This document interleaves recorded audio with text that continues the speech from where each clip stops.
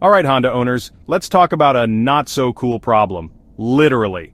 If you've got a Honda built between 2018 and 2022, Civic, Accord, CR-V, Pilot, Odyssey, Passport, HR-V, listen up because your AC might be blowing out more than just air.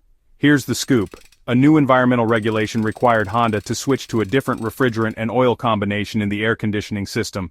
But here's the key issue. This new refrigerant and oil combo isn't fully compatible with the original seal material. The chemicals in the new mix actually cause the compressor's shaft seal to swell, degrade, and wear out much faster than before, eventually leading to leaks. That means less cold air and more frustration in the summer. Here's what you need to know. Honda will fix this AC shaft seal issue under an extended warranty. 10 years, unlimited miles. That's right. If your AC isn't blowing cold or you spot oily residue around the clutch, you're covered for the seal. Online, Honda owners are talking about AC issues showing up just a couple years after buying their car. Cold air stops, oily residue appears, or odd noises come from the compressor. Some mention long waits for parts or diagnostic fees, but here's the deal. If it's the shaft seal, Honda will replace it at no cost to you under this extended warranty. The only thing you might pay is a diagnostic fee, usually around $120, but most people say it's waived if the repair is covered. But, and this is super important, only the seal is covered. If your whole compressor fails, that's not included in the warranty. So if the entire compressor goes out, you'll be on the hook for that repair.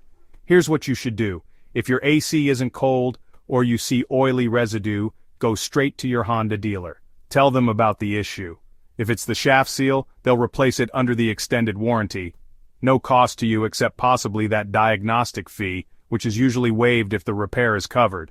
The dealer will check for leaks, confirm if it's the seal, and handle the repair under warranty.